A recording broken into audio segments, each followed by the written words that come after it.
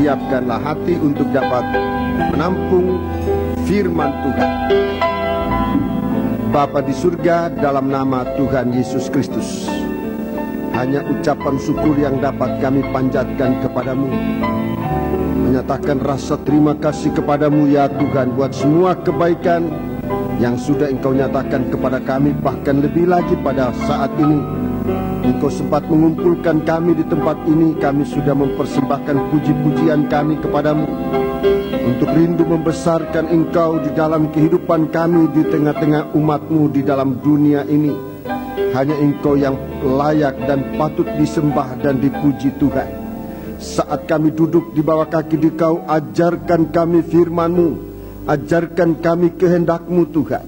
Dan biarlah Engkau mengerjakan penyucian di dalam kami agar kami layak saat Engkau datang kembali, menerima Engkau sebagai kepala, menjadi mempelai laki-laki kami Tuhan, yang membawa kami ke dalam kerajaan-Mu yang kekal, kerajaan yang penuh kebenaran dan kesucian, bahkan kemuliaan Tuhan. Terima kasih Tuhan, terima kasih. Kami menyadari keterbatasan kami, terlebih hamba-Mu untuk menyampaikan firman dan untuk mendengarkan firman-Mu. Tapi biarlah urapan Roh-Mu yang suci menguasai seluruh sidang jemaat, menguasai kami semua Tuhan, agar saat pemberitaan firman-Mu, Roh-Mu yang suci memberikan kami pengertian untuk kami dapat mempercayai firman-Mu. Di kuasa-kuasa kegelapan yang mengganggu, menggoda kami, Tuhan, bersatu hati kami panggil nama Engkau buat usir dia, yaitu di dalam nama Tuhan Yesus Kristus. Segala roh jahat, segala setan, kami perintahkan kamu semua dalam nama Yesus, pergi. Darah Yesus yang berkuasa. Terima kasih Tuhan, haleluya. Terima kasih, dalam nama Yesus kami sudah berdoa, haleluya, amin.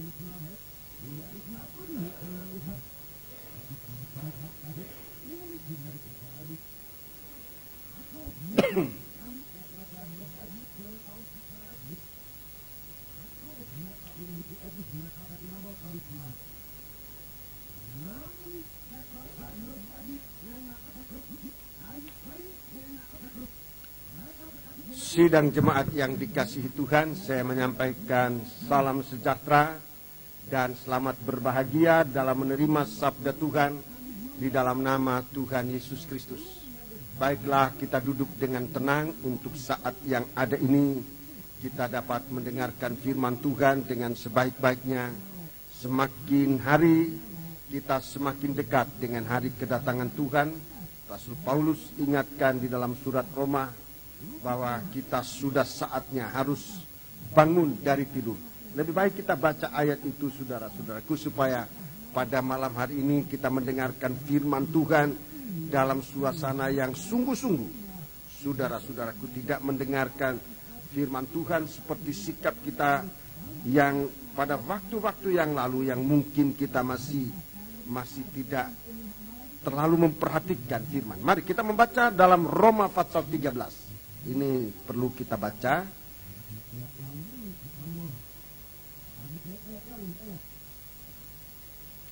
Roma pasal 13 ayat yang ke-10 dan ayat yang ke-11. Ini saya perlu sampaikan untuk memperingatkan kita sekalian, sidang jemaat, agar ibadah kita, pelayanan kita di hari-hari ini bukan pelayanan semakin dingin atau semakin jauh atau semakin longgar untuk kemudian cenderung hanya untuk terhilang. Tetapi saatnya kita sekarang untuk meningkatkan pelayanan kita. Mari kita membaca ayat yang ke-11 dan 12. Maafkan, ayat 10 dan ayat 11. Kasih tidak berbuat jahat terhadap sesama manusia. Ya. Karena itu kasih adalah kegenapan hukum Taurat. Mari baca terus. Hal ini harus kamu lakukan. Hal ini harus kamu lakukan. Karena kamu mengetahui keadaan waktu sekarang. Ya, jadi sudah saatnya kita meninggalkan dosa. Waktu saatnya telah tiba bagimu. Terus? Yaitu bahwa saatnya telah tiba bagi kamu untuk bangun dari tidur. Ya, saatnya sudah tiba bagi kita untuk bangun dari tidur. Sebab sekarang keselamatan sudah lebih dekat bagi Ya. kita. Keselamatan sudah lebih dekat kepada kita. Keselamatan di sini ini artinya masuk ke dalam kerajaan 1000 tahun, kerajaan Allah di bumi ini sudah semakin dekat. Sebab sekarang keselamatan itu bicara tentang keselamatan, kita pindah dari bumi yang jahat ini kepada bumi yang penuh kebenaran. Itu kerajaan Allah di bumi sudah lebih dekat Daripada pada waktu kita menjadi percaya. Iya, daripada waktu kita menjadi percaya. Ayat 12 ditambahkan, Hari sudah jauh malam, hari sudah jauh malam. telah hampir siang. Iya, terus Sebab itu marilah kita menanggalkan perbuatan-perbuatan kegelapan dan mengenakan perlengkapan senjata terang. iya, terima kasih. Ini saat kita. Saat kita sekarang adalah saat untuk mempersiapkan diri menyongsong kerajaan Allah di bumi yang segera akan datang. Jadi setiap hari semakin dekat. Jadi kita ini sudah harus tidak bisa lengah lagi, tidak bisa seperti orang tidur dalam suasana tidak siap, tapi sudah saatnya kita bangun dari tidur. Sebab keselamatan itu sudah semakin dekat. Waktu kita ini harus dipergunakan seefektif mungkin. Saudara-saudaraku, Tuhan berikan waktu-waktu yang ada ini untuk mempersiapkan diri. Kita sedang berada pada Wahyu Fatsal yang ke-16. Wahyu Fatsal yang ke-16. Ini tentang malapetaka, murka Allah ke atas bumi ini. Murka Allah yang akan jatuh ke atas bumi ini.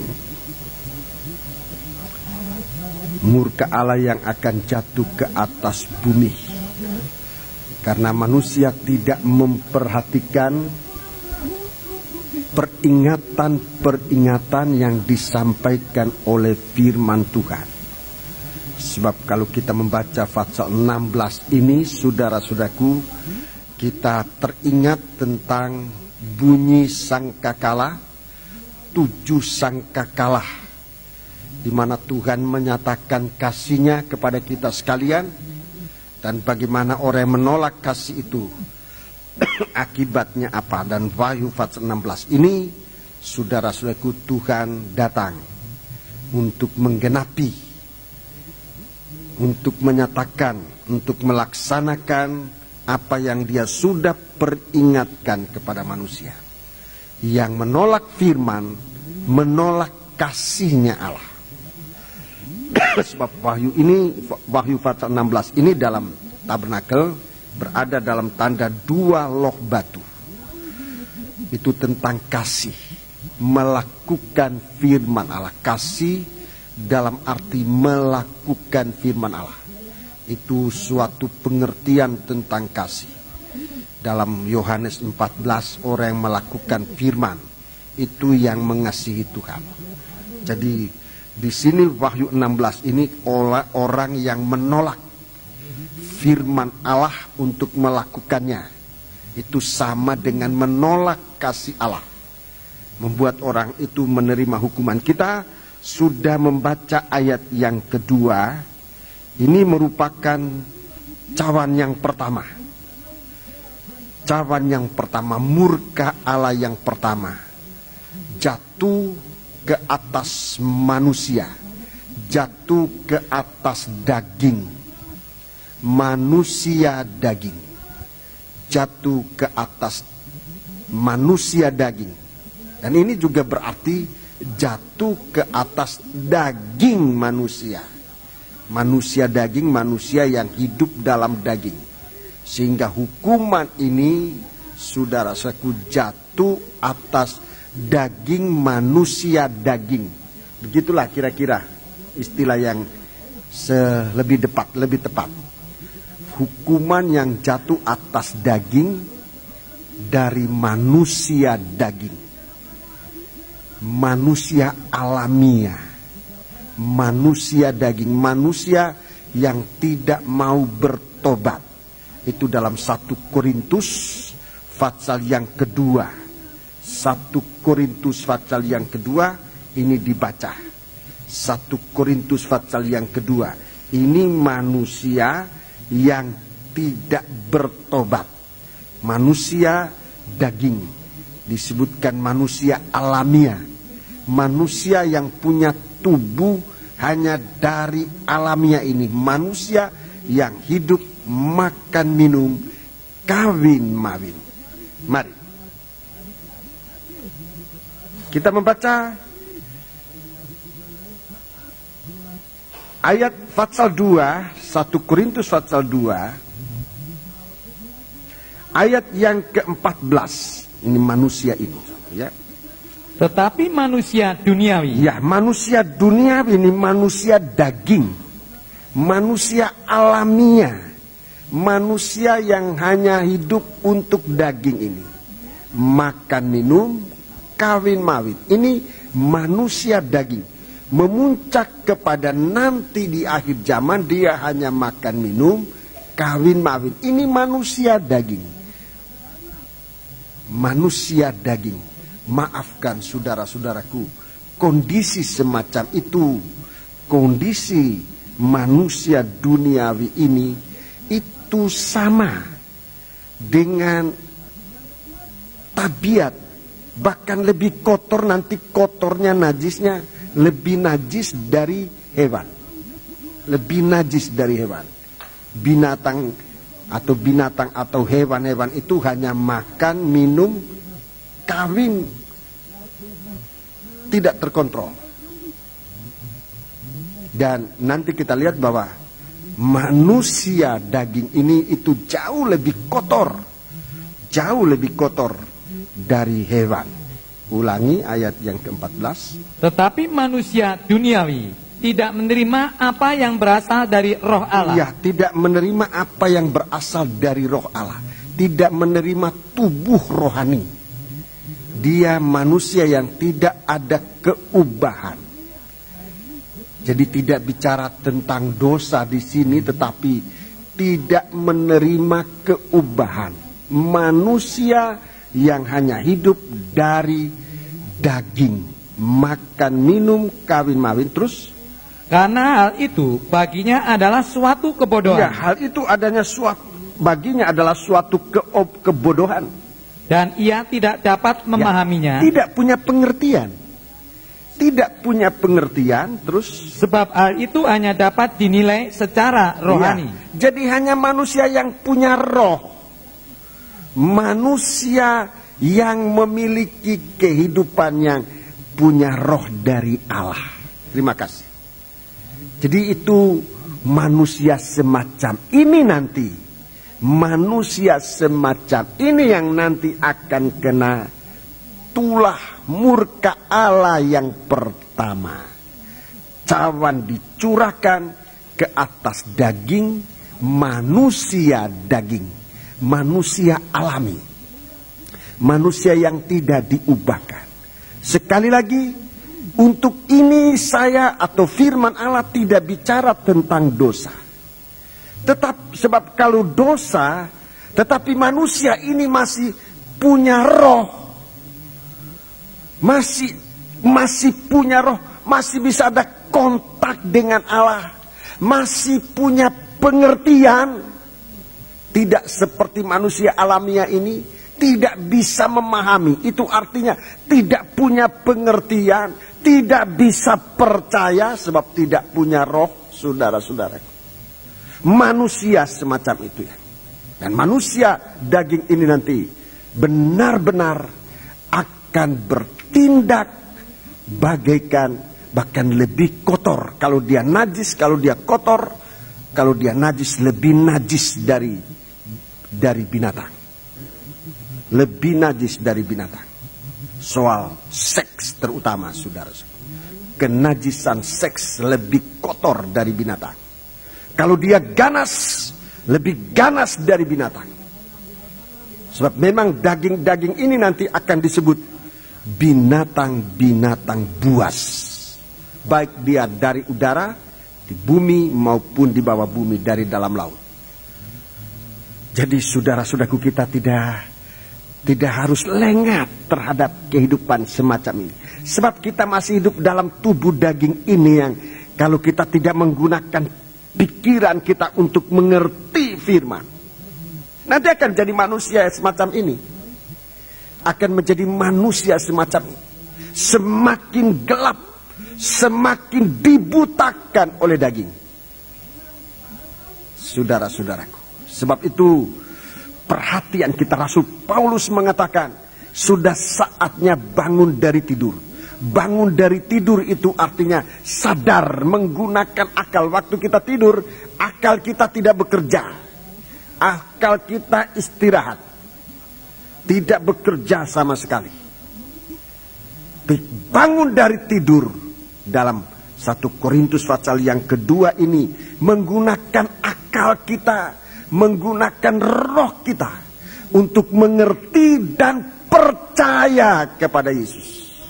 Untuk diubahkan supaya apabila murka Allah ini dicurahkan, maka tidak ada tempat bagi murka Allah dalam kehidupan kita. Sebab tubuh kita yang tadinya alamiah, tubuh kita yang tadinya daging, diubahkan oleh Tuhan menjadi tubuh yang rohani, yang tidak dijamah oleh setan, yang tidak dijamah oleh maut. Dalam 1 Korintus pasal 15, saudara-saudaraku, di situ dikatakan maut tidak berkuasa. Sebab itu sungguh-sungguh saudaraku untuk mendengarkan firman, agar kehidupan kita menjadi satu kehidupan yang bebas dari daging ini, yang benar-benar najis, lebih najis dari hewan, lebih buas dari binatang buas. Dan dunia ini nanti akan berada dalam pengaruh kuasa daging ini. Tidak, saudara-saudara, kita tidak harus lengah, benar-benar jangan lengah. Kita harus menggunakan waktu ini baik dalam kebaktian-kebaktian kita secara rutin, merupakan berkat Tuhan untuk kita dalam sidang jemaat ini. Bagi rekan-rekan hamba Tuhan yang selalu datang bersama kami menikmati berkat ini, kita gunakan waktu ini sebaik-baiknya. Demikian juga jika ada kebaktian-kebaktian yang dipercayakan kepada kita merupakan kebaktian-kebaktian persekutuan, mari kita gunakan kesempatan dengan sebaik-baiknya. Mari kita membaca pasal yang ke-16, ayat yang ketiga. Sebenarnya ini harus dikaitkan sampai dengan ayat yang ke-10, sebab ini merupakan ada kaitan, ya. Ayat 3 sampai dengan ayat yang ke-10. Tidak apa kita baca, itu merupakan bokor yang kedua, bokor ketiga, bokor keempat, dan bokor yang kelima. Ini harus sebenarnya dikaitkan. Mari kita membaca. Baca lebih dahulu. Dan malaikat yang kedua menumpahkan cawanya ke atas laut. Ya, terus? Maka airnya menjadi darah. Air menjadi darah. Seperti darah orang mati. Dan matilah segala yang bernyawa, yang hidup di dalam laut. Ya, ini darah ini bicara tentang kematian. Ayat 2 ini jelas. Darah ini bicara tentang kematian. Ini tidak bisa diubahkan lagi, tidak bisa diubahkan lagi. Ini merupakan tanda. Ini merupakan tanda, tetapi juga sekaligus sudah merupakan hukuman yang akan jatuh atas dunia yang jahat ini. Jadi tanda, ini merupakan tanda bahwa kedatangan Tuhan semakin dekat. Tetapi ini juga sudah merupakan bahagian dari hukuman Allah. Ayat 4. Dan malaikat yang ketiga menumpahkan cawanya atas sungai-sungai dan mata-mata air, dan semuanya menjadi darah. Iya, jadi ada tanda kematian. Terus. Dan aku mendengar malaikat yang berkuasa atas air itu berkata, adil engkau, engkau yang ada dan yang sudah ada, engkau yang kudus, yang telah menjatuhkan hukuman ini.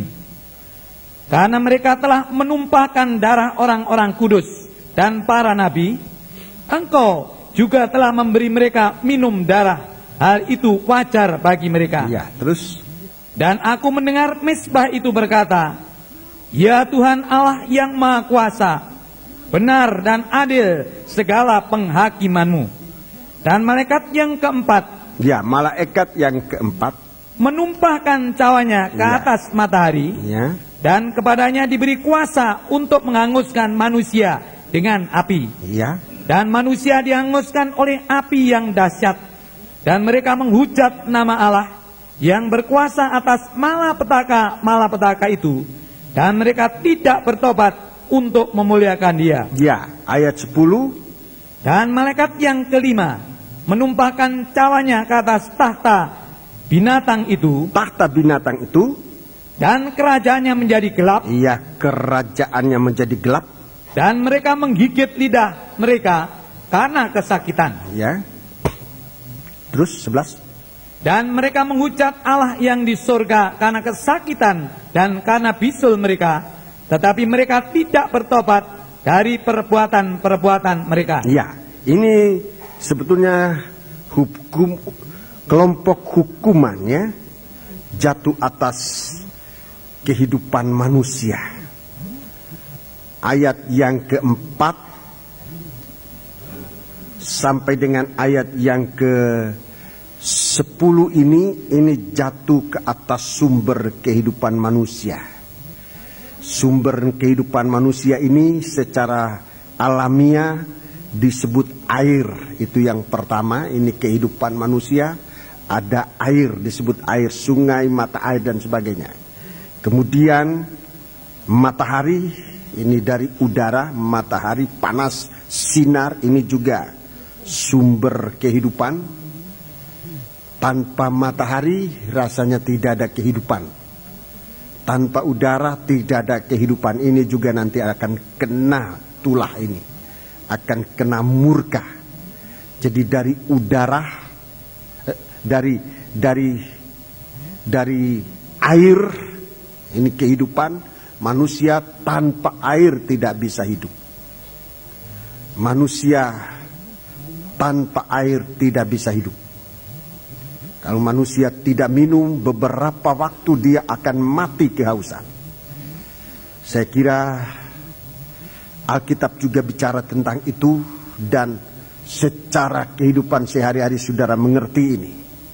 Kemudian tentang matahari, tentang sesuatu yang dari udara ini, ya.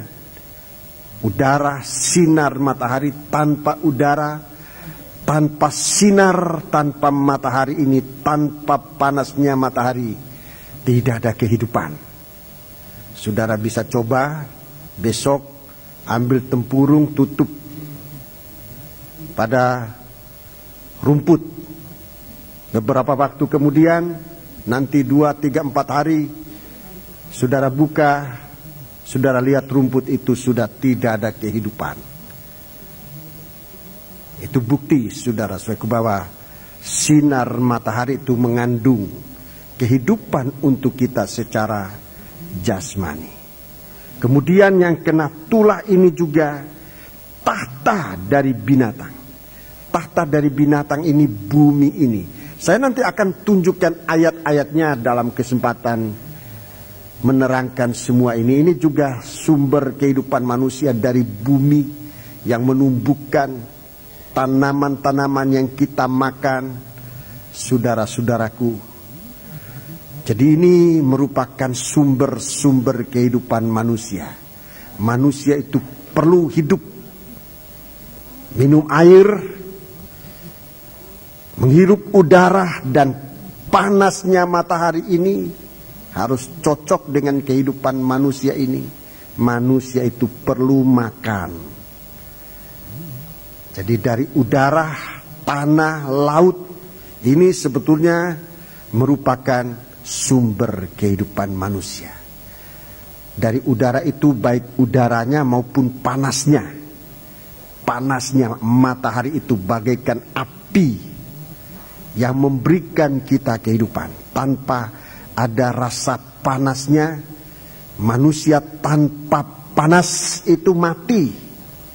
Sudah dingin bagaikan batang pisang itu sudah dingin mati. Saudara-saudara. Ini semua akan kena. Tapi saya pada malam hari ini tidak bicara dulu semua ini. Supaya semua kita melihat. Supaya kita benar-benar sudah saatnya membawa kehidupan kita. Bukan kepada perkara alamiah ini. Yang nanti akan kena murka Allah itu. Tetapi kita sudah berada dalam suatu lingkungan. Ya, dalam doa saudara kami tadi, doa pembukaan, dia bicara tentang jenis-jenis kehidupan ini. Jangan ada dalam jenis kehidupan duniawi ini. Tapi kita sudah berada dalam satu jenis kehidupan surgawi.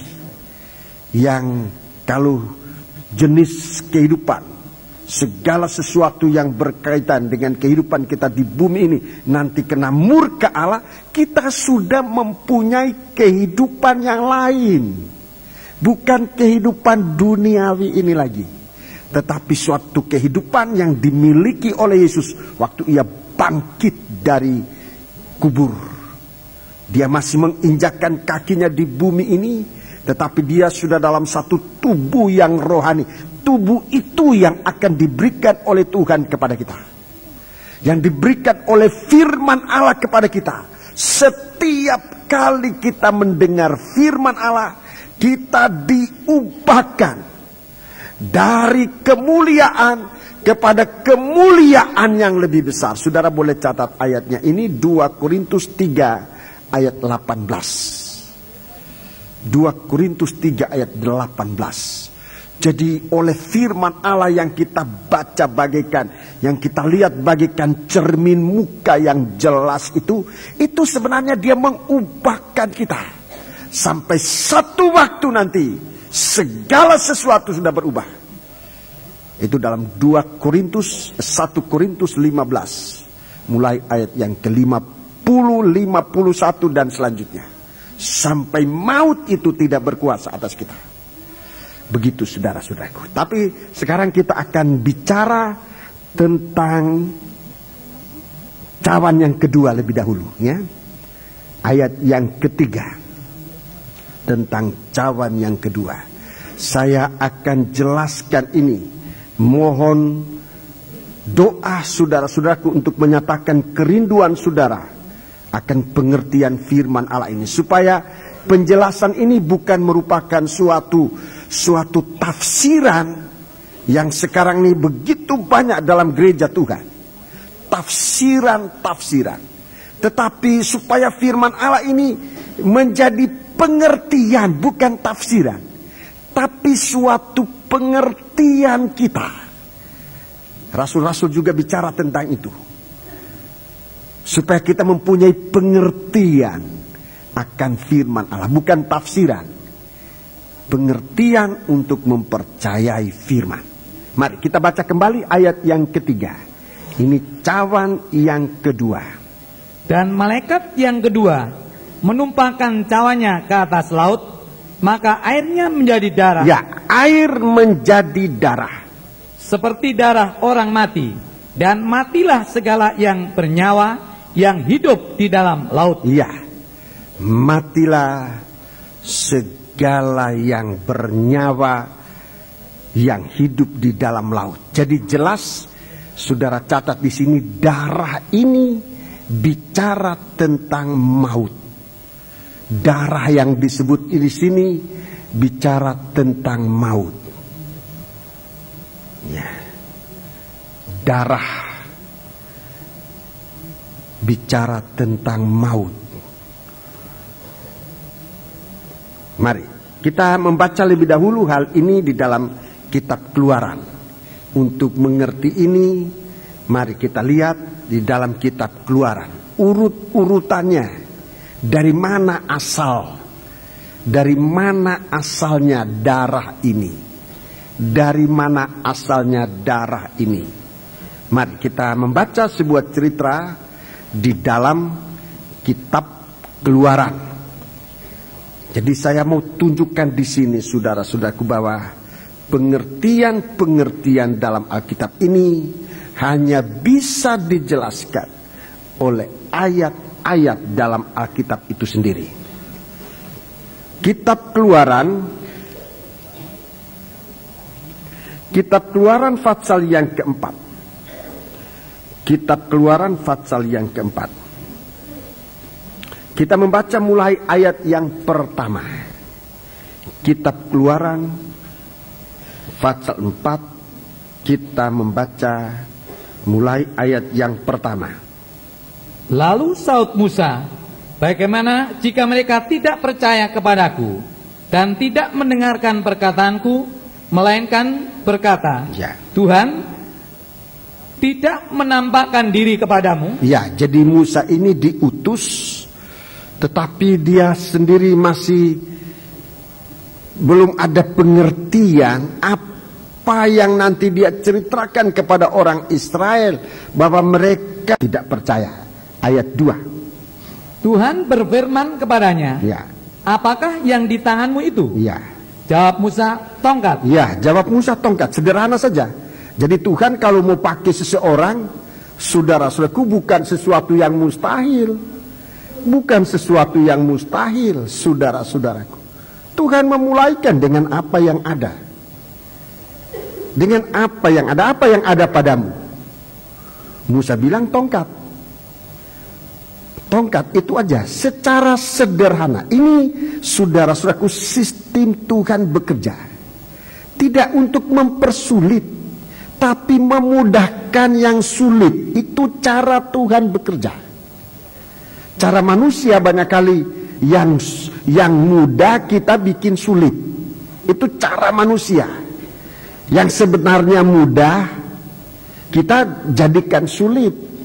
Semacam pemikiran dari Musa ini. Sebetulnya bagi Musa gampang sekali untuk bekerja. Tuhan suruh, ayo kamu pergi. Kamu pergi, lepaskan bangsa Israel. Kamu katakan Tuhan sudah menyatakan diri kepadaku, menyuruh mengeluarkan kamu dari negeri perhambaan ini. Ini ayat-ayatnya pasal 3, saudara bisa baca seluruhnya. Tapi Musa ini mempersulit cara kerja Allah di dalam pikirannya. Bagaimana? Ini kalau sudah mulai bagaimana, itu kita sudah mulai mempersulit pelayanan.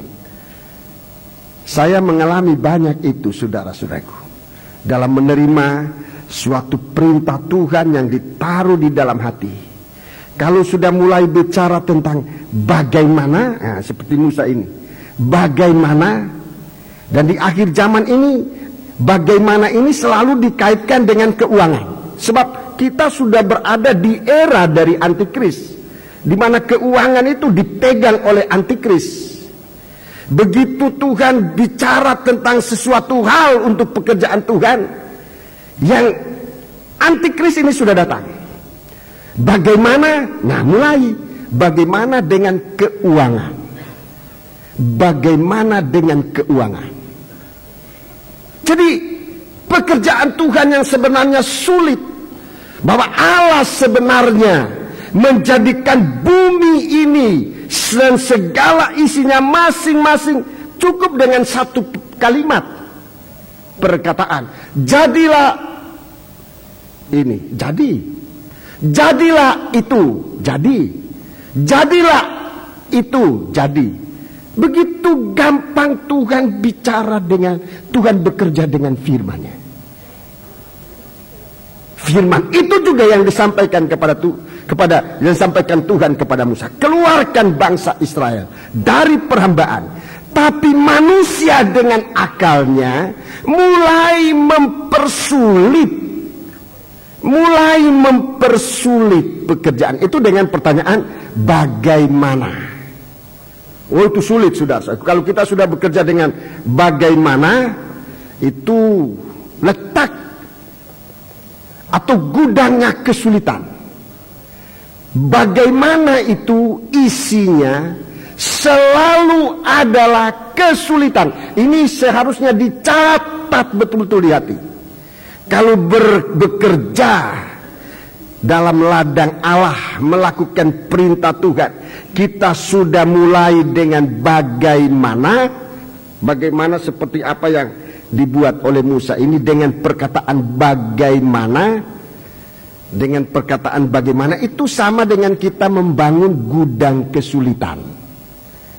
Membangun gudang kesulitan. Sebab bagaimana ini akan berurutan. Akhirnya bagaimana ini akan melahirkan maut. Itu akhirnya. Jadi kalau kita sudah bekerja dengan bagaimana, akhirnya maut. Nanti kita baca urutan ini. Akhirnya akan ke maut. Tidak bekerja, maut. Padahal sistem Allah bekerja dari yang sulit dipermudah oleh Tuhan lewat iman. Ini perlu digarisbawahi, ini perlu dicatat, saudara-saudaraku.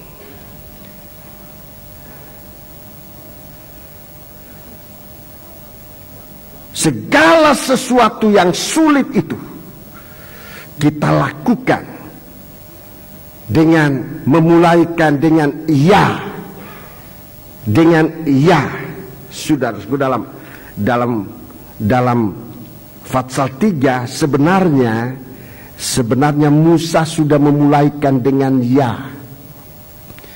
Itu yang Tuhan senang. Dengan ya Tuhan, ya Allah. Dalam ayat yang mari kita baca itu ayat yang keempat. Ayat yang keempat. Tetapi firman Tuhan, ayat Fatsal 3 ayat 4. Ketika dilihat Tuhan bahwa Musa menyimpang untuk memeriksanya, berserulah Allah dari tengah-tengah semak duri itu kepadanya, Musa, Musa. Musa, Musa. Dan ia menjawab, ya Allah. Ya Allah. Ya Allah. Ini sebetulnya cara Allah bekerja yang paling mudah di dalam kita. Kalau kita menjawab kepada Tuhan, ya Allah. Sebab Allah itu ya dan amin. Allah itu ya dan amin.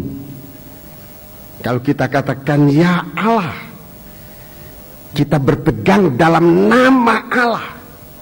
Kita percaya pada nama Allah. Kita memasukkan hidup kita di dalam nama Allah. Sehingga kita bekerja tidak daging, tetapi di dalam nama Tuhan. Dalam Kolose pasal yang ketiga, segala sesuatu yang kita ucapkan, yang kita kerjakan di dalam nama Tuhan Yesus Kristus. Di Musa di sini kita lihat dia mulai mempersulit yang sebenarnya gampang dengan membengkokkan yang itu ya menjadi bagaimana. Itu sulit. Tadi saya katakan bagaikan kita sudah membangun gudang kesulitan. Baru satu yang kita hadapi soal keuangan sudah sulit. Dan dunia ini nanti akan menemui batu besar ini. Dunia ini akan menemui batu besar ini. Masalah keuangan ini, saudara-saudaraku, di mana antikris akan menguasai dunia ini. Manusia akan hidup dengan pertanyaan terus-menerus, bagaimana. Jangankan untuk hidup besok, untuk hidup sekarang ini sudah ditandai dengan bagaimana. Dan tidak ada jawabannya. Kita lihat dalam ayat yang kedua. Dalam ayat yang kedua, Tuhan berfirman kepadanya, apa yang ada di tanganmu itu? Begitu mudah Tuhan bekerja dalam kita.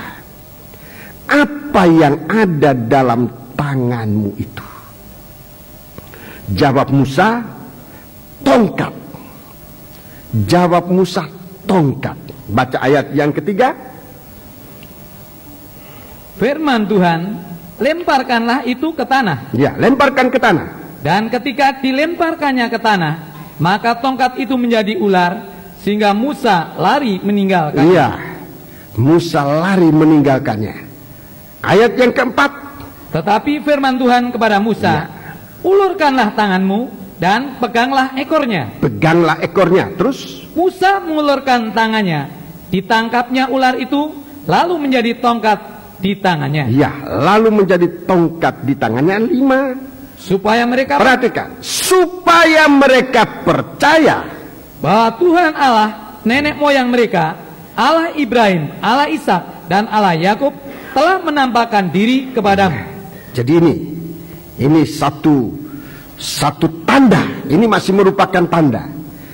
Tongkat yang jadi ular masih bisa menjadi tongkat kembali.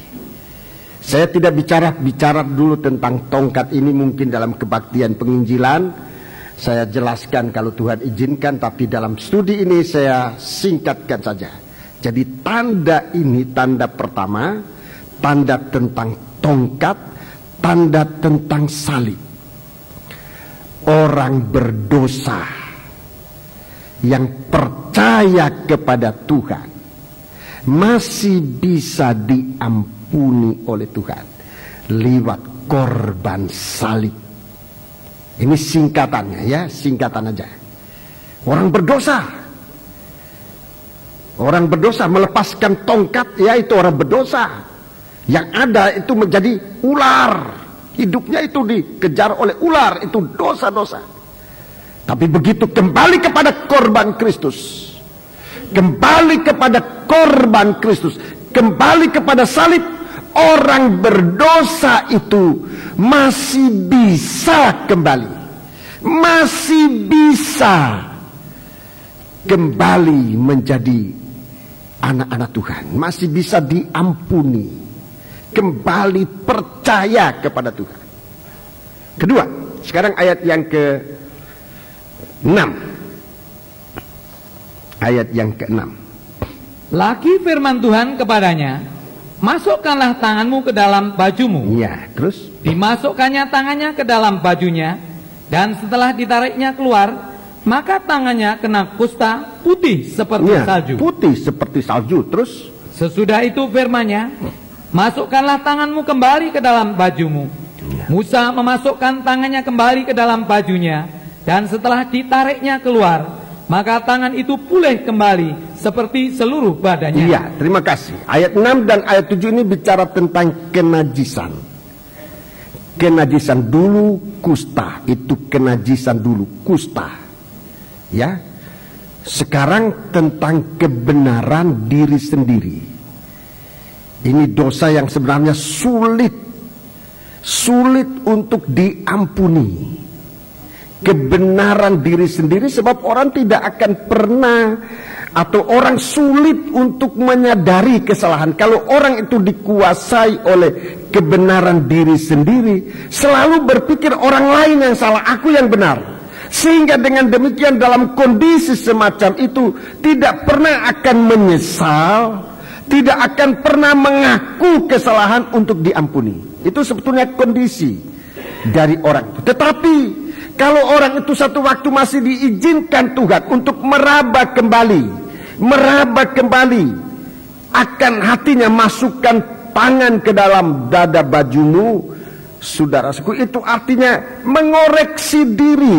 Coba lihat kebenaran itu belum dengan kesuciannya Tuhan, dengan hati nurani saja. Dengan hati nurani kita akan melihat bahwa sebenarnya kita tidak 100% benar. Ada kesalahan kita, dan kalau kita sesudah mengoreksi diri, menemukan kesalahan kita, mengaku kepada Tuhan, masih bisa disucikan oleh Tuhan. Masih bisa disucikan oleh Tuhan. Kecuali sama sekali kita tidak mau, coba periksa diri kita. Sampai kepada kebenaran yang kita pegang itu, apa sesuai, mulai dari hati nurani. Kebenaran yang banyak kali kita akui dengan mulut itu tidak sesuai dengan hati nurani. Hati nurani tidak bisa diajak kompromi tentang hal ini. Hati nurani itu akan menuduh, akan menunjukkan segala yang salah. Apalagi kalau hati nurani ini sudah dikuasai oleh firman Allah. Begitu kita mengoreksi, kita akan lihat ini tanda. Dan kita mengaku kepada Tuhan, kita disucikan kembali. Senajis-najisnya orang, kalau saja ia masih mau datang kepada Tuhan untuk mengaku kenajisannya, sesuai dengan firman yang menyentuh hati nurani. Saya ulangi, mengaku sesuai dengan firman yang menyentuh hati nurani.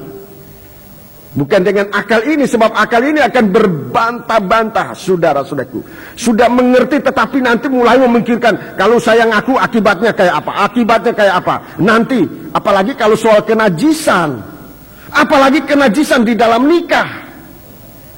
Mengaku kepada istri, mengaku kepada suami.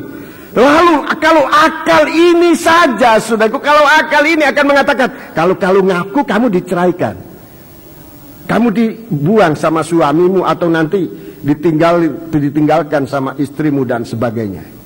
Nanti terjadi pertengkaran aja. Itu membuat manusia takut. Manusia banyak kali, manusia gagap perkasa sekalipun banyak kali takut menghadapi semacam ini.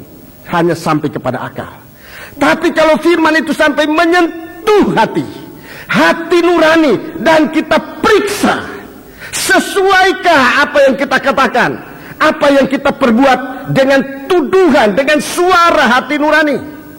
Kalau firman Allah sampai menyentuh hati nurani itu akan bekerja, akan berbicara sesuai dengan kebenaran firman, dan membuat kita bisa mengaku kepada Tuhan nomor satu. Kita mengaku kepada Tuhan nomor satu.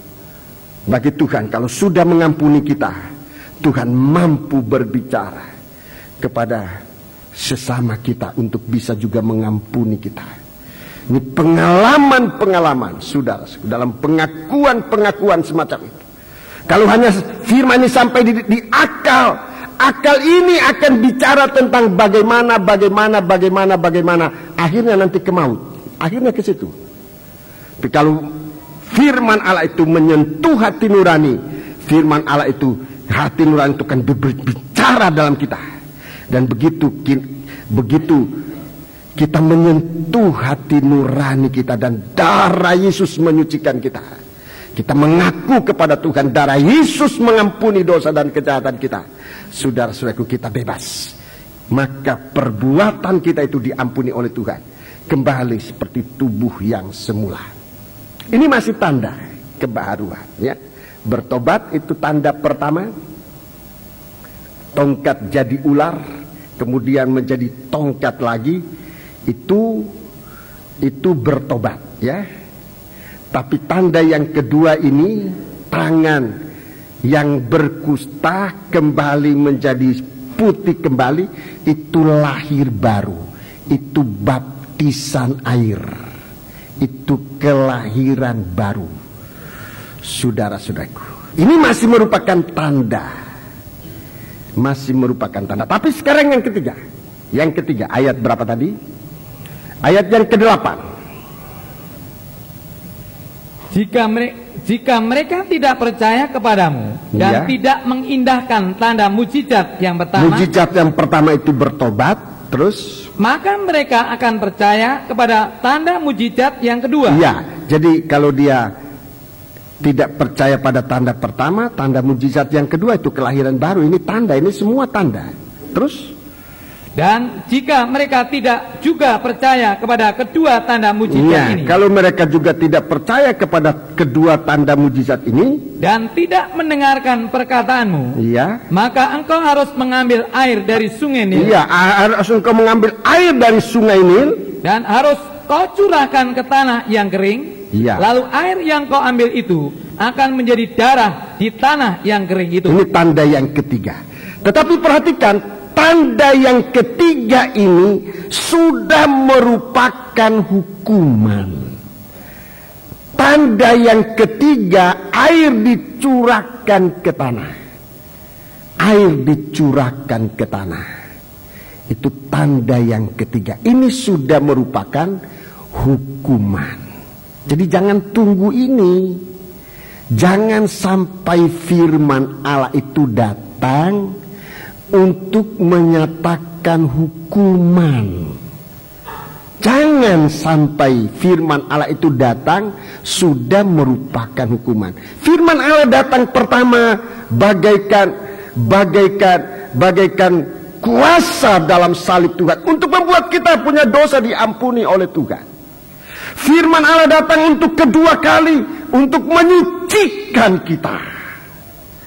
Saudara-saudaraku, dari segala kejahatan dan kenajisan kita, dari segala dosa dan kejahatan kita, itu disucikan oleh Tuhan.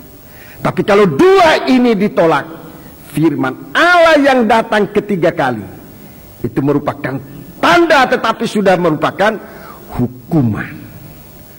Sebab hal itu sudah kemari, kita mau sungguh-sungguh. Kalau firman Allah sekarang ini masih membuka kesempatan kepada kita untuk bertobat, ini harus digunakan. Waktu keselamatan itu semakin dekat, artinya kesempatan untuk bertobat itu semakin sempit.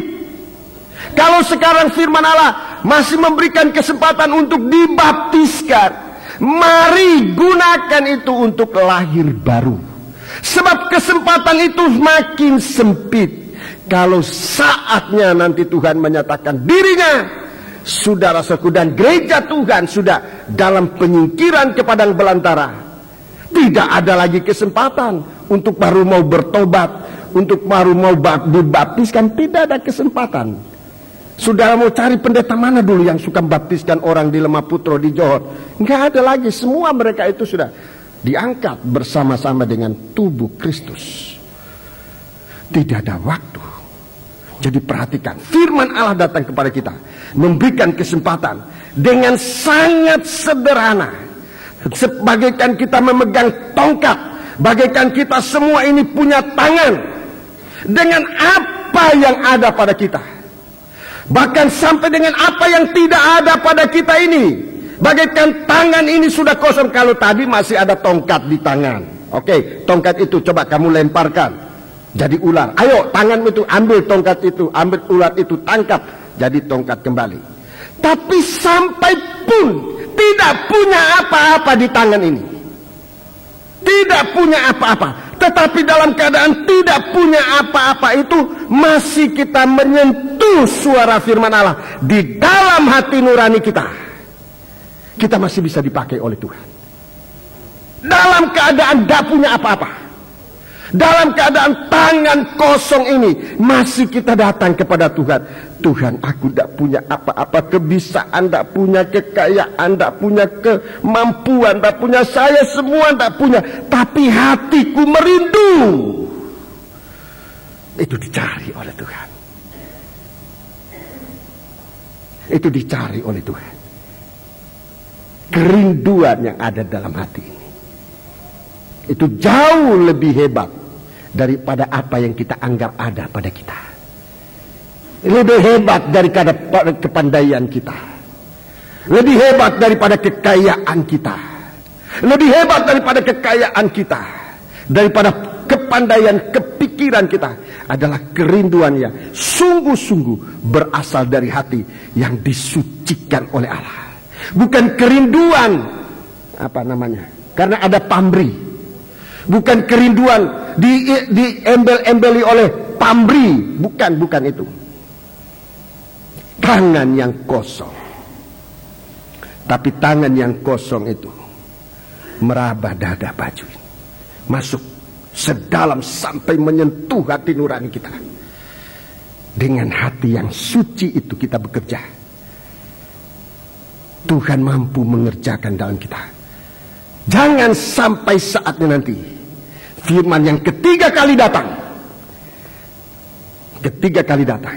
Jadi Tuhan bicara mulai begitu sederhana. Apa yang ada padamu, sekecil apapun, kalau kita mau serahkan itu kepada Tuhan, itu Tuhan mampu untuk mengerjakan dalam kita sesuatu keajaiban.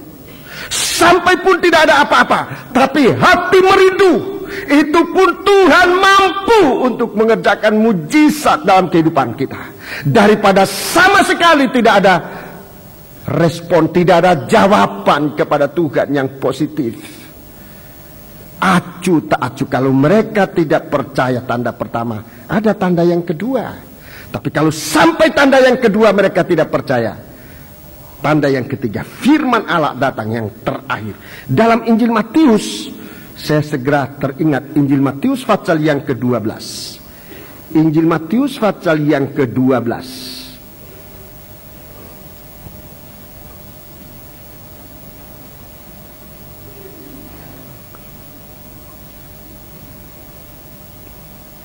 Injil Matius pasal yang ke-12.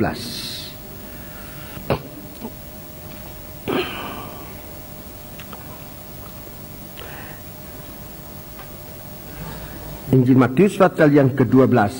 Kita membaca mulai ayat yang ke-33.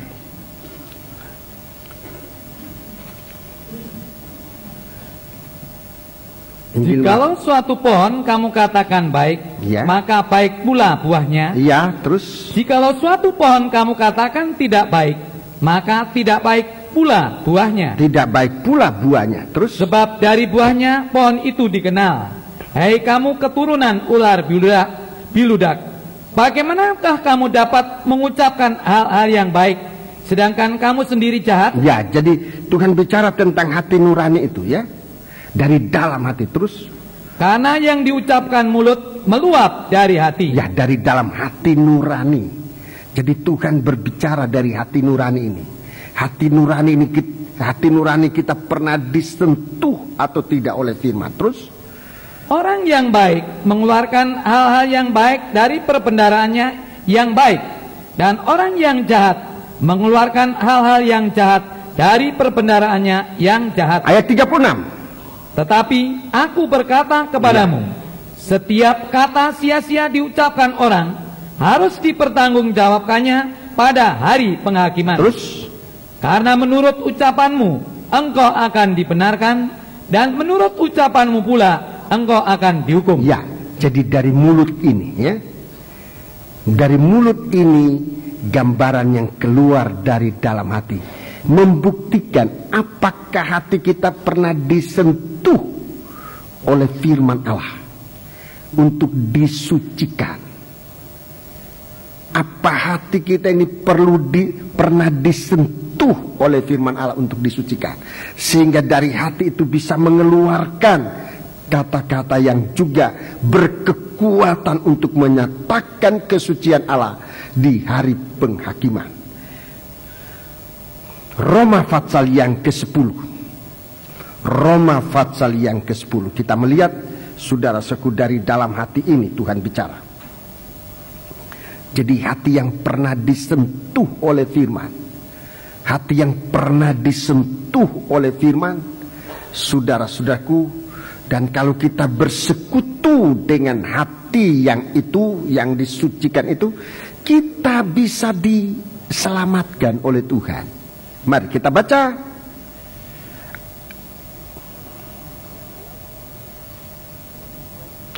mulai ayat yang ke-8. Roma 10 mulai ayat yang ke-8. Tetapi apakah katanya? Ya. Ini, firman itu dekat kepadamu, ya, yakni di dalam mulutmu dan di dalam hatimu. Ya, terus. Itulah firman iman yang kami beritakan. Itulah firman iman yang kami beritakan. Sebab jika kamu mengaku dengan mulutmu bahwa Yesus adalah Tuhan, mengaku dengan mulutmu bahwa Yesus adalah Tuhan, dan percaya dalam hatimu bahwa Allah telah membangkitkan Dia dari antara orang mati, ya, maka kamu akan diselamatkan. Ayat 10.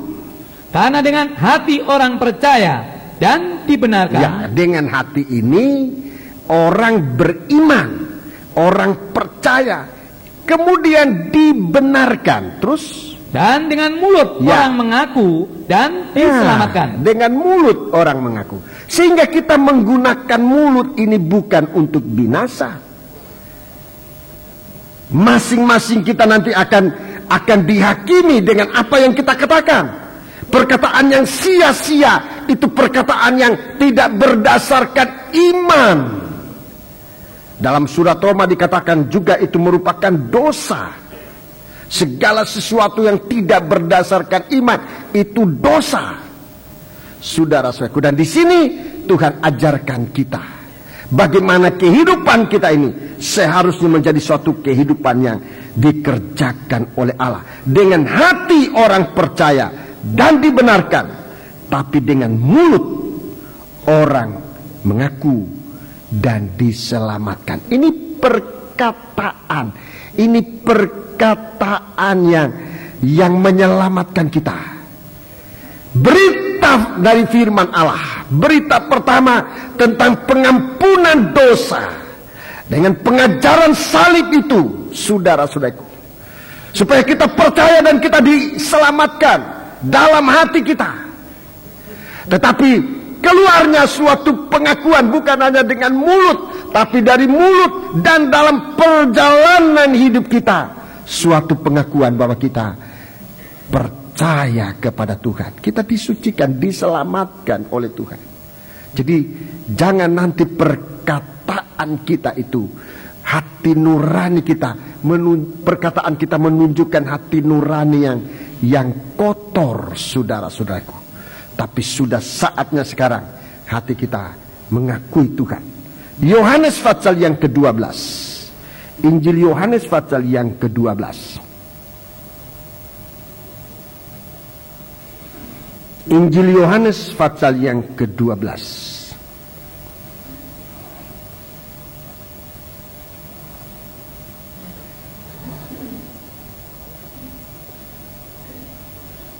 Ayat 47 sampai dengan beberapa ayat selanjutnya. Dan jikalau seorang mendengar perkataanku tetapi tidak melakukannya, Ya, aku tidak menjadi hakimnya. ya, kalau orang mendengar perkataanku tapi tidak melakukannya, aku tidak menjadi hakimnya. Sebab aku datang bukan untuk menghakimi dunia, Bukan untuk menghukum dunia, melainkan untuk ya, menyelamatkan. melainkan untuk menyelamatkannya. Perhatikan terus. Barang siapa menolak aku, Barang siapa menolak aku, menolak terus ke dunia ini. Barang siapa menolak aku, menolak tanda pertama, menolak tanda yang kedua. Barang siapa menolak aku dan tidak menerima perkataanku, tidak menerima perkataanku, ia sudah ada hakimnya, sudah ada hakimnya, yaitu firman yang telah kukatakan. Itulah yang menjadi hakimnya pada akhir zaman. Iya, itu yang akan menjadi hakim. Firman yang ditolak itu yang akan menjadi hakimnya pada akhir zaman. Jadi saudara-saudaraku, kalau air itu sudah dicurahkan, kalau firman itu sudah disampaikan, ia mengerjakan pertama mujizat keselamatan, kedua mujizat penyucian, tapi yang ketiga kali hukuman. Air itu dicurahkan dan air menjadi darah. Firman sudah disampaikan, tapi manusia nggak percaya. Manusia tidak percaya. Maka tanda yang ketiga, air dicurahkan menjadi darah. Air dicurahkan menjadi darah, dan itu sama dengan tulah yang pertama. Air dicurahkan menjadi darah. Dalam kitab Keluaran pasal yang ke-8, kitab Keluaran pasal yang ke-8 kita lihat itu sudah merupakan tulah, ya. Coba saudara lihat saja, saya tidak jelaskan tapi sudah lihat saja dalam kitab Keluaran itu supaya sudah lihat urut-urutan kejadiannya, ya. Kitab Keluaran pasal yang ke-8 itu air yang dicurahkan sudah merupakan hukuman. Itu pasal yang ke-7, ya. Pasal yang ke-7. Mulai ayat yang ke-14 sampai 25. Itu sudah merupakan tulah, sudah merupakan hukuman. Dulu zaman Israel keluar dari Mesir, hukuman pertama yang jatuh atas orang Mesir adalah air menjadi darah. Itu hukuman pertama. Dan itu tidak kena kepada bangsa Israel, hanya kepada orang Mesir Mari kita lihat sekarang di dalam kitab Wahyu pasal yang ke-16. Wahyu pasal yang ke-16. Saudara-saudaraku, di sini cawan yang kedua. Cawan yang kedua, maka airnya menjadi darah seperti darah orang mati. Dan matilah segala yang bernyawa yang hidup di dalam laut. Ini ayat yang ketiga. Mari kita periksa ini dengan sungguh-sungguh dalam kehidupan kita. Kita perhatikan dalam firman Allah. Ini murka Allah yang kedua. Cawan yang kedua dicurahkan ke dalam laut. Atau kumpulan banyak air. Laut ini adalah kumpulan air yang terbanyak. Lebih banyak dari danau, lebih banyak dari sungai, lebih banyak dari apapun juga. Itu laut, ya. Jadi laut ini adalah kumpulan air yang terbanyak. Itu laut. Dan ini nanti akan dicurahkan. Nah, saudara-saudaraku, kita ini sudah saatnya harus dicedok. Harus dicedok. Dari air-air yang banyak itu untuk dirubah oleh Tuhan. Harus sudah saatnya kita diambil oleh Tuhan. Dari pergaulan manusia yang banyak. Yang tadi saya sudah bicarakan. Tentang manusia tidak percaya. Manusia yang tidak bertobat. Manusia yang tidak dilahirkan baru, tidak disucikan. Sudah saatnya kita diambil oleh Tuhan dari kumpulan manusia yang banyak ini. Dari kumpulan manusia yang banyak ini. Saya mau jelaskan sedikit dalam bentuk penginjilan untuk kita gampang mengerti. Kalau saudara pernah ke Madura, apalagi kalau saudara dari sana, saudara lihat saudara-saudaraku di pinggir pantai itu banyak sawah-sawah. Tapi bukan tanam padi. Menampung air laut. Jadi dari sekian banyak air laut itu diambil sedikit air dari belum lautan besar, baru dari Selat Madura itu. Ditampung sebahagian sangat kecil. Jangan bandingkan lautan, bandingkan Selat Madura aja. Sedikit sekali.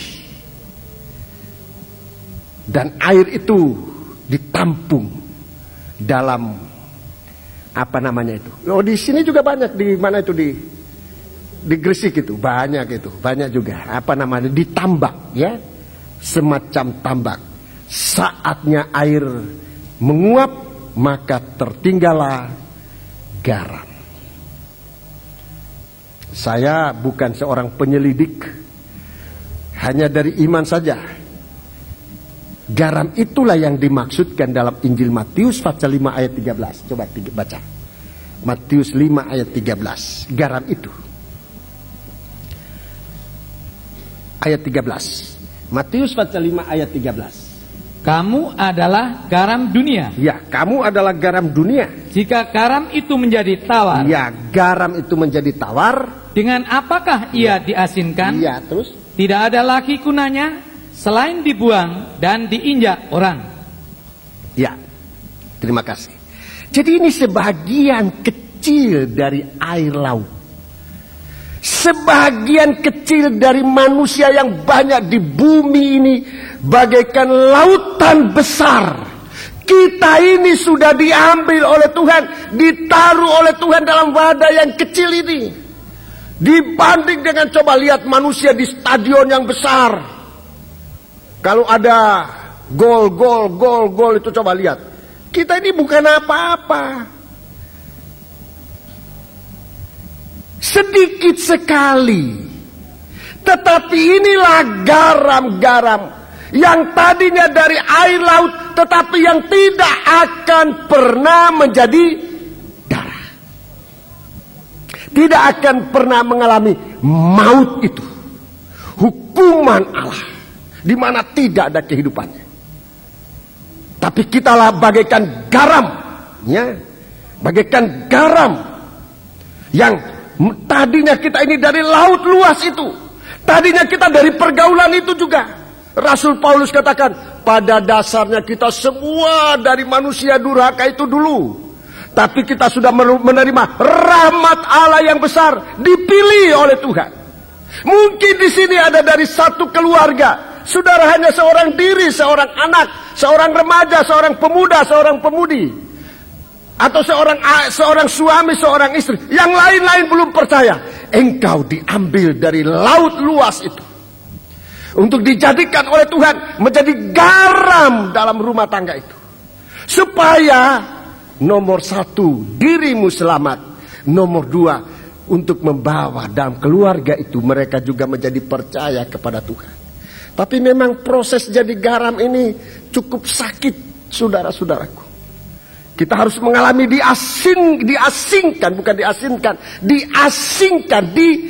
dipisahkan dari sekian banyak orang. Mungkin terpisah dari suasana keluarga. Pada mula-mula kita seperti diejek, diolok dan sebagainya. Di satu waktu kehidupan ini akan menjadi garam dunia.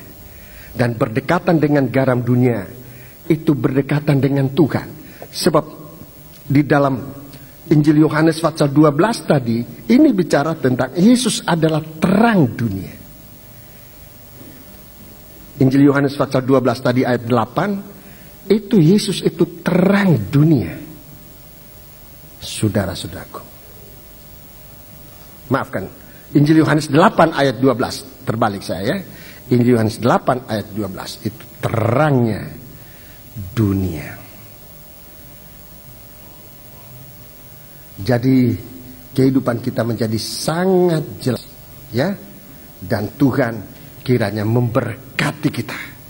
Dalam Injil Matius pasal 5 ayat 14, kita menjadi terang dunia.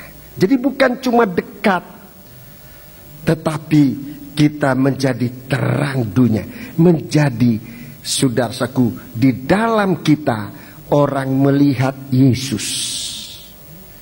Dalam penampilan kita Tuhan melihat Yesus. Haleluya.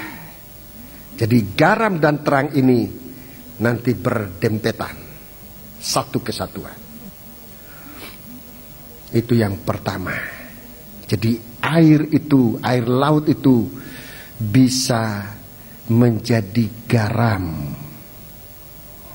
Diasingkan, kita disingkirkan untuk tidak nanti kena atau menjadi darah.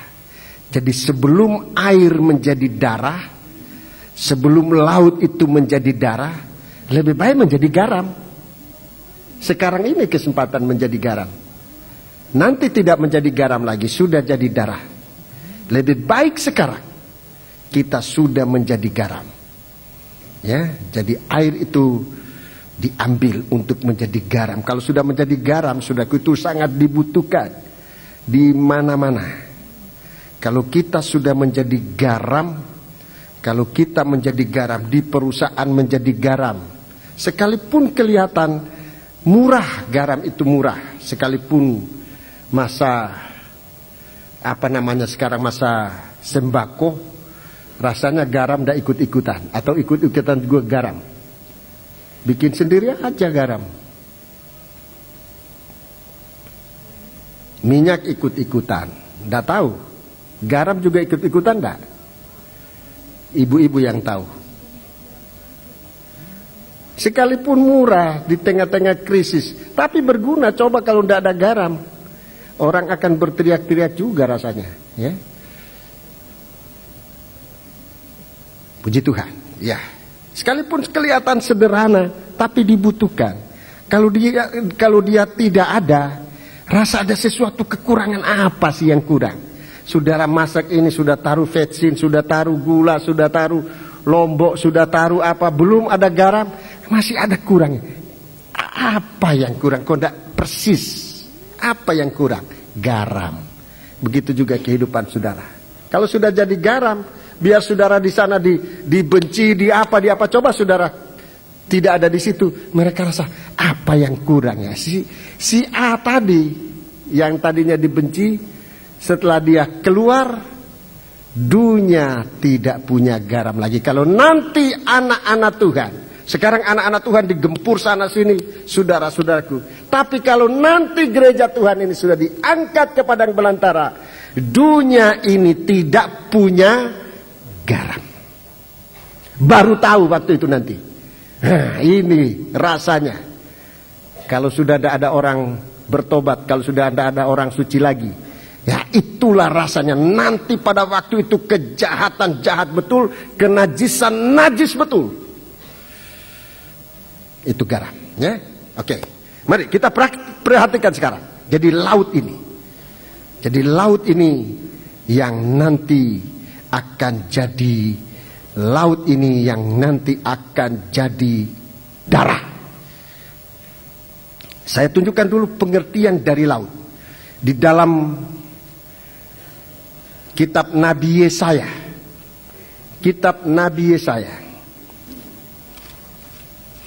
Fatsal yang ke-57. Kitab Nabi Yesaya fatsal yang ke-57. Kitab Nabi Yesaya fatsal yang ke-57 ayat 20. Ayat 20 dan 21 ya. Tetapi orang-orang fasik adalah seperti laut yang berombak-ombak. Nah, ini orang fasik bagaikan laut yang berombak-ombak. Terus sebab tidak dapat tetap tenang. Dan arusnya menimbulkan sampah dan lumpur. Terus tiada damai bagi orang-orang fasik itu, firman Allahku. Jadi inilah kumpulan banyak orang. Bagaikan lautan, ya, bagaikan lautan. Disebut itu orang fasik. Tidak ada kehidupan. Kalau dikatakan laut itu nanti akan menjadi darah, itu artinya saat itu manusia tidak bisa percaya lagi kepada Tuhan.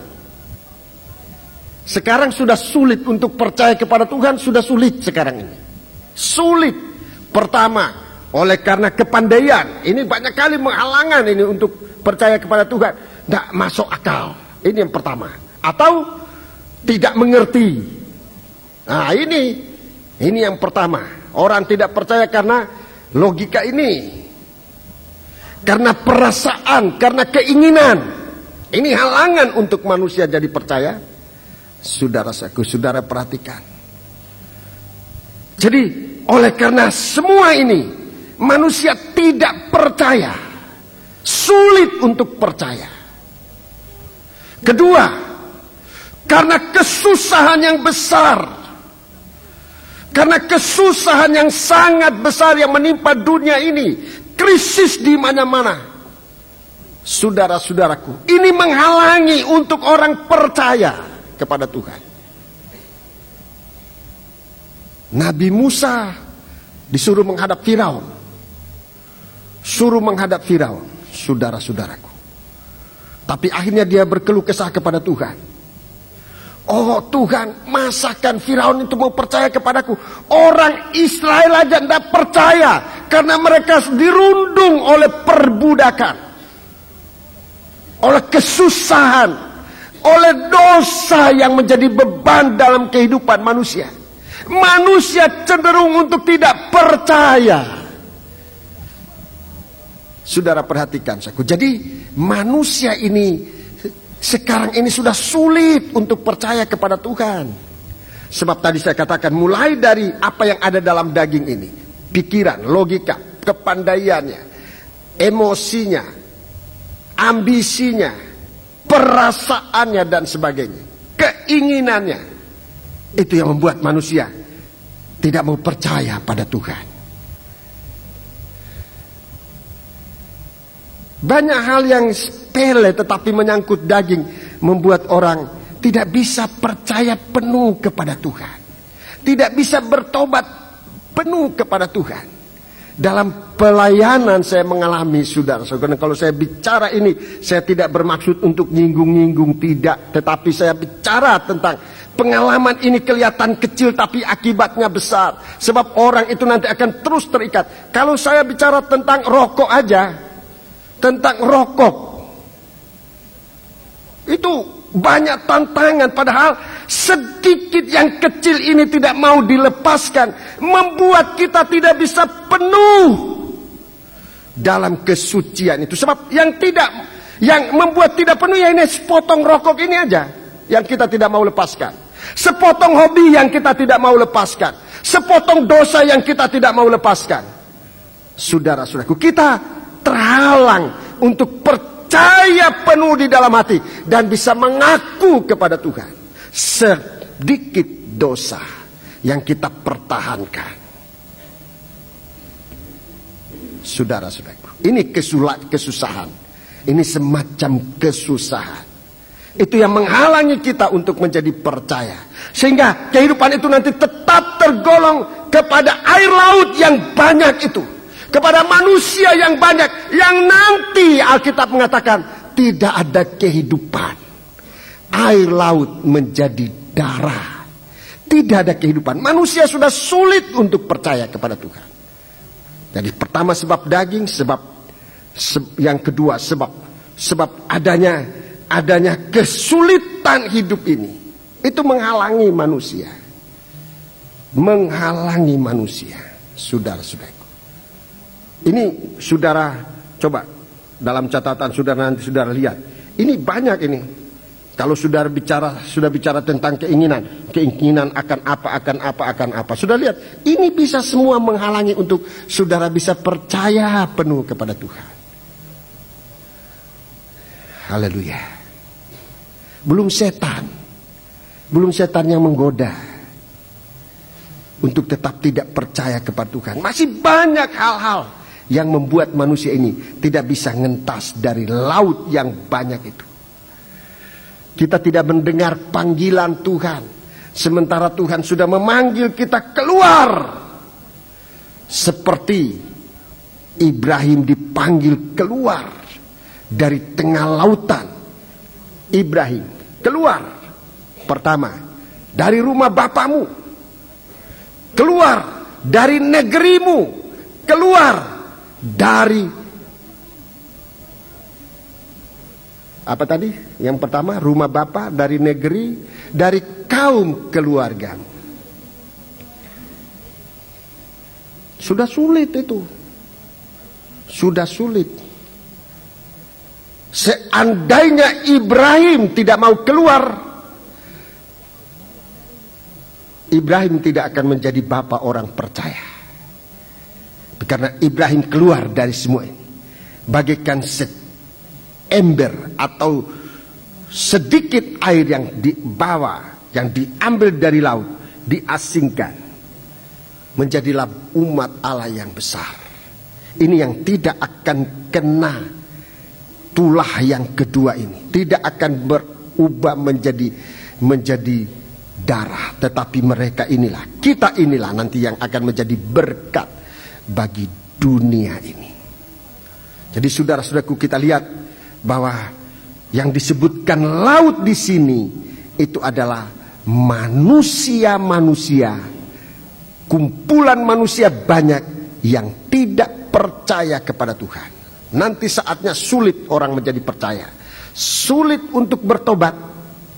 Saudara, sulit apalagi kalau saat darah Yesus sudah tidak bekerja lagi, tidak ada orang bertobat. Sulit atau tidak ada lagi kesempatan untuk menjadi baru, untuk baptisan air, tidak ada kesempatan lagi. Sekarang sementara ada kesempatan, biarlah kita gunakan kesempatan dengan sebaik-baiknya. Saya akan teruskan sedikit saudara-saudaraku sebelum kita menggunakan perjamuan suci. Saya menunjukkan kepada saudara-saudara, saudara-saudara boleh baca di rumah nanti, tapi saya tunjukkan ayat-ayat ini yang disebutkan orang-orang fasik ini apa. Yang disebut orang-orang fasik kepada rekan-rekan hamba Tuhan.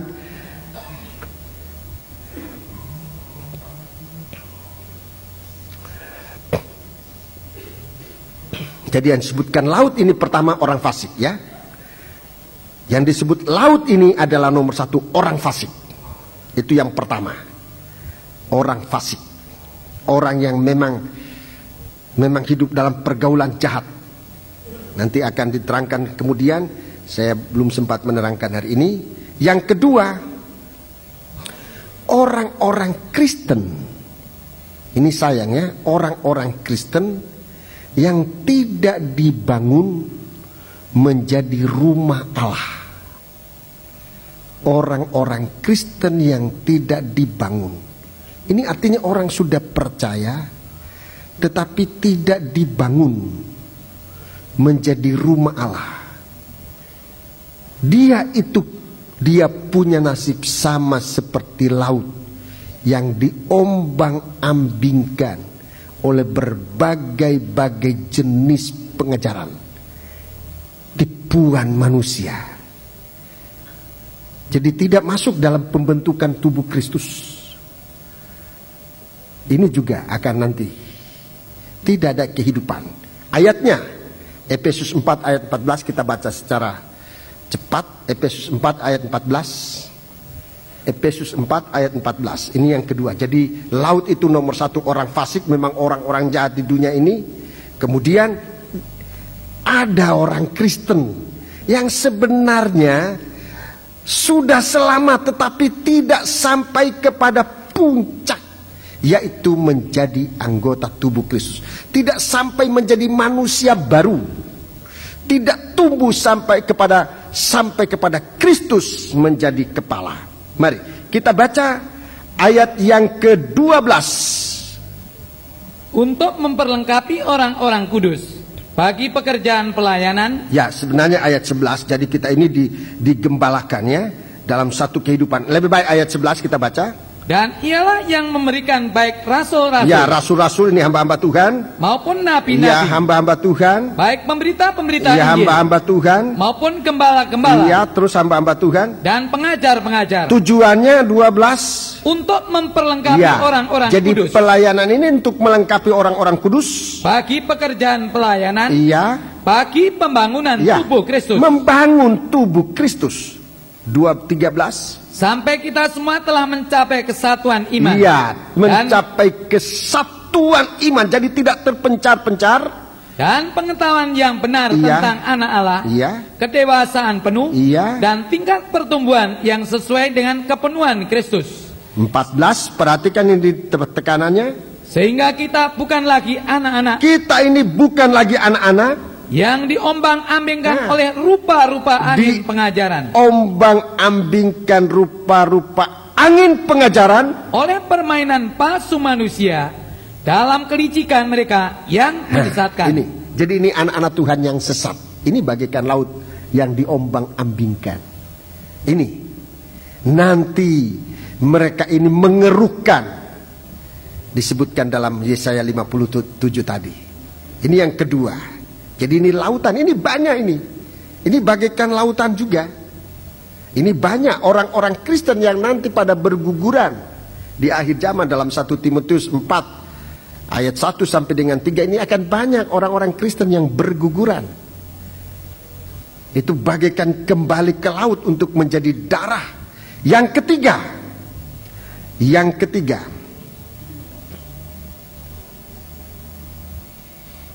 ketiga. Yakobus 1 ayat 6 dan ayat yang ke-7. Yakobus pasal 1 ayat 6 dan ayat 7. Belum jelas, saya tidak ada kesempatan untuk menjelaskan hari ini, tapi kita baca saja. Yakobus pasal 1 ayat 6 dan ayat 7. Hendaklah ia memintanya dalam iman. Iya, orang harus beriman terus. Dan sama sekali jangan bimbang. Jangan bimbang. Sebab orang yang bimbang Iya. sama dengan gelombang laut Iya, yang diombang-ambingkan kian kemari oleh angin. iya. Orang yang demikian janganlah mengira bahwa ia akan menerima sesuatu dari Tuhan. Iya, ini orang yang bimbang. Orang yang bimbang. Orang yang bimbang, bercabang hati. Bercabang hati, biasanya bercabang hati separuh dunia, separuh Tuhan. Orang yang bimbang, tidak ada kesatuan di dalam hatinya. Ini juga Ini juga tidak bisa. Ini tidak bisa untuk dikatakan luput dari murka curahan bokor yang kedua itu. Ini yang ketiga. Yang keempat, Wahyu 17 ayat 1 dan 2 dan ayat 15. Wahyu 17 ayat 1 dan ayat yang kedua dan ayat 15. Lalu datanglah seorang dari ketujuh malaikat yang membawa ketujuh cawan itu dan berkata kepadaku, "Mari ke sini, aku akan menunjukkan kepadamu putusan atas pelacur besar yang duduk di tempat yang banyak airnya. Dengan dia raja-raja di bumi telah berbuat cabul, dan penghuni-penghuni bumi telah mabuk oleh anggur percabulannya." 15. Lalu ia berkata kepadaku, "Semua air yang telah kau lihat, di mana wanita pelacur itu duduk, adalah bangsa-bangsa dan rakyat banyak dan kaum dan bahasa." Ya, terima kasih. Jadi ini yang keempat, saudaraku. Laut itu kehidupan yang dikuasai oleh kenajisan. Kehidupan dikuasai oleh kenajisan. Sebab itu marilah saudara-saudara kita perhatikan agar kehidupan kita. Tentu masih banyak ayat-ayat, tapi saya tidak sempat menemukan semuanya. Tapi saya merasa apa yang saya sampaikan malam ini merupakan pokok-pokok. Saudara, rekan-rekan hamba Tuhan, saudara bisa mencari tentang semua ini dalam ayat-ayat Alkitab, supaya kita menjelaskan tidak dasar dari tafsiran, tetapi penjelasan dengan ayat-ayat. Jadi laut banyak ini yang nanti akan kena curahan bokor. Yang kedua adalah, pertama orang fasik, memang orang yang berdosa di dunia itu. Kedua, orang Kristen yang tidak tergembala.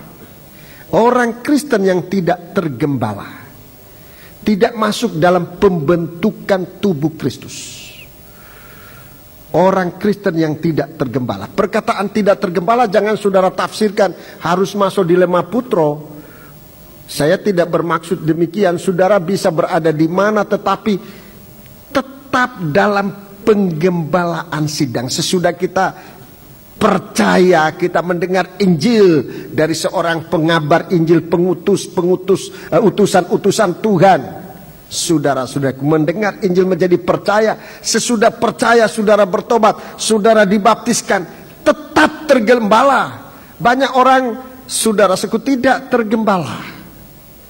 Saudara bisa tergembala di mana? Saudara tentukan di mana saudara tergembala. Sebab kalau tidak tergembala, ini kelicikan orang-orang ini nanti yang akan menggoda saudara, sehingga saudara tidak terbentuk. Itu dalam Efesus 4 itu ya. Dan ini nanti akan menjadi manusia hanyut. Anak-anak Tuhan yang akan hanyut. Yang ketiga, manusia yang dikuasai, yang hatinya bimbang. Yang hatinya bimbang, bercabang hati. Bercabang hati. Biasanya kalau sudah bercabang hati, beratnya pasti berat ke dunia. Pasti beratnya ke dunia. Ini juga akan ketinggalan. Akan kena curahan bokor yang kedua. Menjadi darah. Tidak ada kehidupan di dalamnya. Yang keempat, orang-orang yang dikuasai oleh kenajisan. Ini kasihan betul orang-orang yang dikuasai oleh Babel ini. Sudah baca ayat selanjutnya tadi, ayat 16, 17, 18. Sudah lihat bagaimana ulah dari Babel ini terhadap, wah, ini bahaya betul ya. Jahatnya benar, bukan main.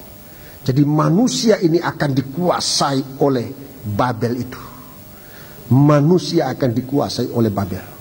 Manusia yang memang sudah tidak ada kehidupan di dalamnya akan dikuasai oleh Babel untuk kemudian dihukum bersama Babel itu. Cukup berat saudara-saudaraku. Jadi inilah yang saya baca dalam Alkitab.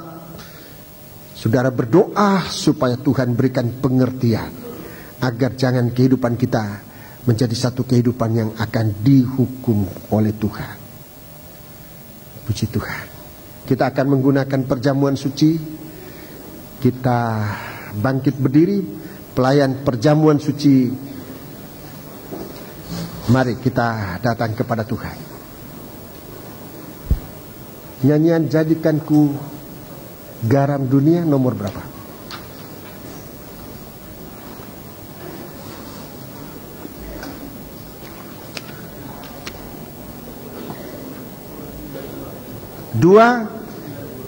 Psalm 292. Nyanyian rohani. Nyanyian rohani 292. Mari kita bangkit berdiri, kita melakukan nyanyian ini. 292.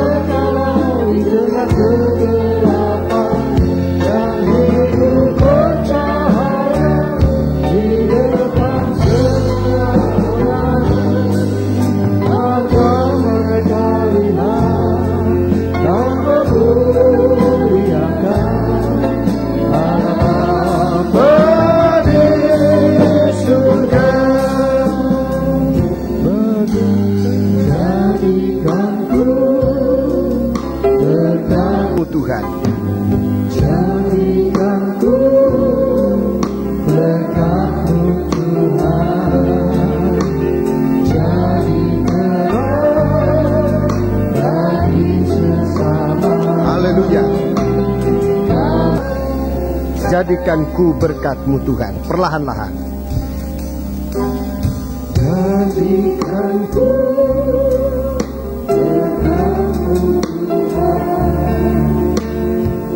Jadikanku bagi sesama. Kami yang diselamatkan.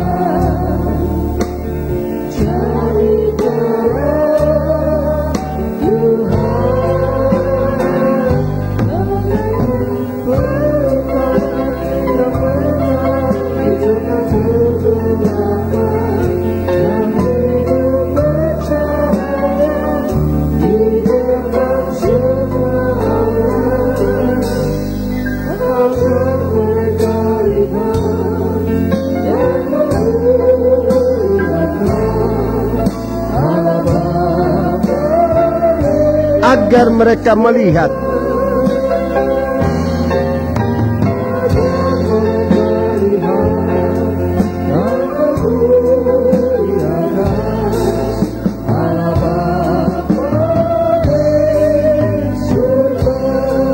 dengan ukur. Inilah doa kami Tuhan. Jadikan kami terang di tengah-tengah kegelapan. Jadikan kami garam di tengah-tengah dunia yang jahat ini. Untuk membawa berita keselamatan bagi yang hidup di dalam dosa, yang hidup di dalam kegelapan. Sinarkan terang-Mu di dalam kami, agar kami dapat bersinar di tengah-tengah dunia yang gelap ini, di mana manusia banyak yang sesat, dapat kembali menemukan jalan kembali kepada Dikau Tuhan, untuk menerima Engkau sebagai Tuhan dan Juru Selamat, dan kami semua diselamatkan.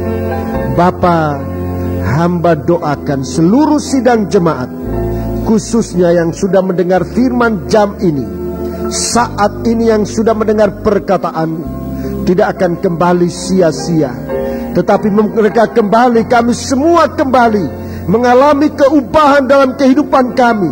Kami yang tadinya jahat, kami yang tadinya berdosa, kami yang tadinya najis, Engkau ubahkan kami, Engkau benarkan kami, Engkau sucikan kami untuk menanti kedatangan-Mu. Terima kasih. Angkat tanganmu dua ke atas. Haleluya. Jikalau saudara benar-benar sudah memohon tadi untuk menjadi berkat di tengah-tengah keluargamu, buat suami yang saudara kasihi, buat istri yang saudara kasihi, buat anak-anakmu, buat keluarga, buat orang tuamu, angkat tanganmu, sembahlah Tuhan, serahkan dirimu, jadikan kami berkat-Mu Tuhan. Seperti Ibrahim sudah menjadi berkat, bukan hanya untuk keluarganya, bukan hanya untuk bangsanya, tetapi sudah menjadi berkat bagi dunia ini Tuhan. Sampai kami pun di sini, di Surabaya ini menerima berkat dari Ibrahim, membuat kami luput dari penghukuman yang akan datang. Demikian Engkau lihat setiap tangan yang diangkat kepadamu Tuhan, biarlah Engkau pakai menjadi terang di dalam rumah tangga, di dalam kehidupan masyarakat di mana kami berada, di sekolah, di kantor, di pekerjaan, di perusahaan manapun juga. Jadikan kami terang, jadikan kami garam ya Tuhan. Terima kasih Bapa, terima kasih. Dalam nama Tuhan Yesus Kristus, turunkan tangan.